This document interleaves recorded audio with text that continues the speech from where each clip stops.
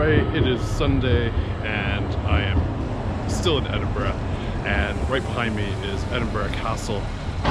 Absolutely beautiful up there.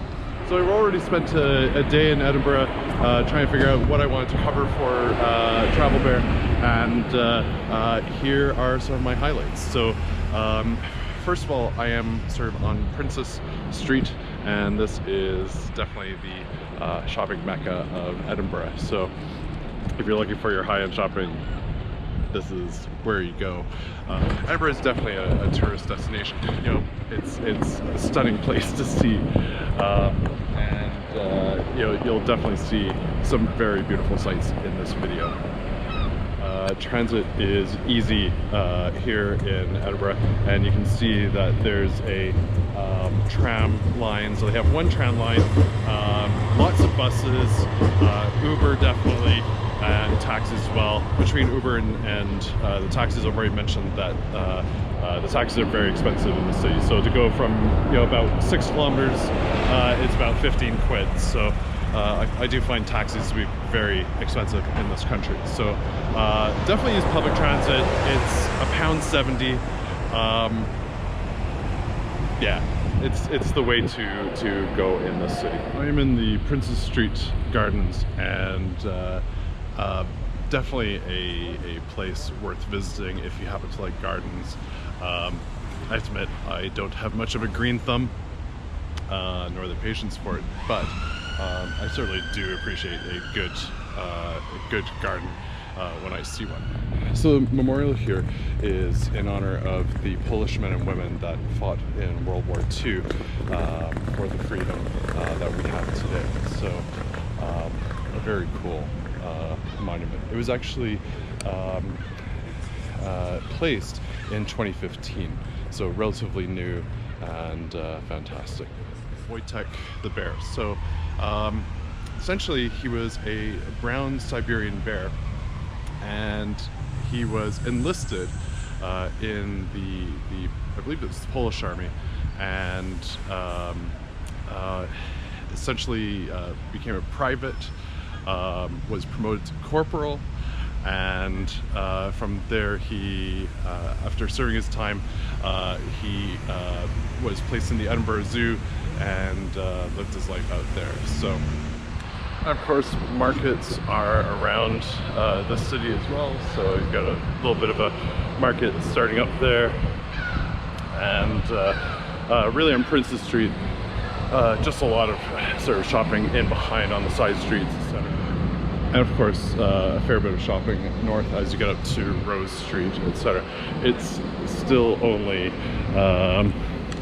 you know, 10:14 in the morning, so none of the shops here are open yet. So, but quite a very pretty view here.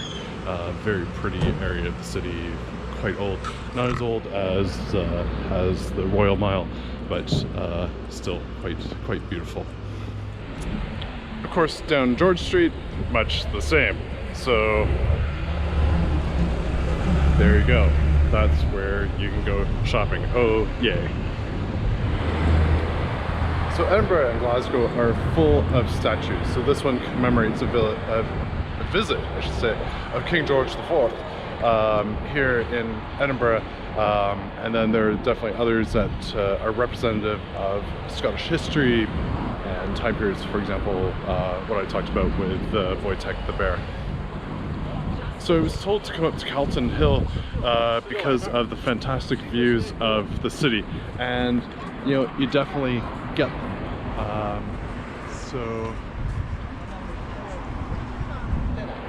you can see the Edinburgh Museum behind me, Waverley Station, you can see the Royal Mile and the castle as well, far off in the distance. And then from the other side, you can actually see the new Scottish Parliament building, and right behind me is the St. Andrew's building, which really was a government office, but very significant during World War II. In fact, it was opened less than 24 hours after World War II broke out. So right behind me, definitely the Scottish Parliament. And then off in the distance is Holyrood Abbey. So really Holyrood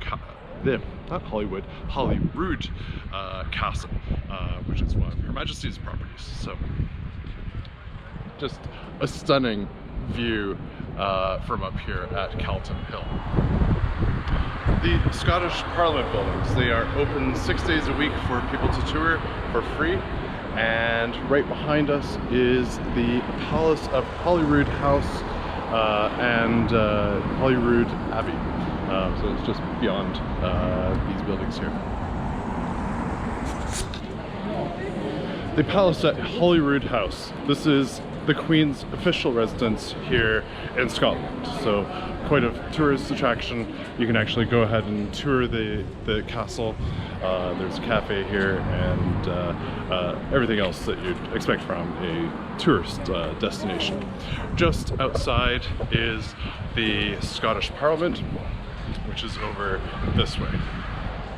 And something that can't go unmentioned is not just the Scottish Parliament, but Arthur's Seat, which is right behind us. So it is a stunning,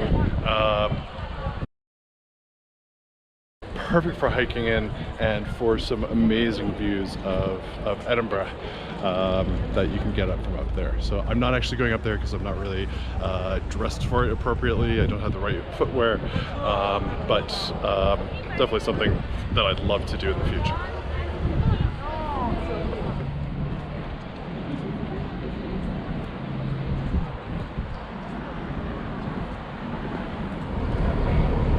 And the Royal Mile, which has a lot of shopping, it's very touristy, and it's also where a lot of the museums in the area are. So down, certainly this way, there's the Scottish National Library, I believe the Scottish National Museum, and certainly up this way is Edinburgh Castle. And it's also where the Edinburgh Tattoo is held every year. Behind me is Edinburgh Castle, which is where the Tattoo is held every year, and of course the castle is open to tour if you can get tickets. So, and it's just off the Royal Mile. So the Royal Mile is your typical tourist shopping, so buyer beware.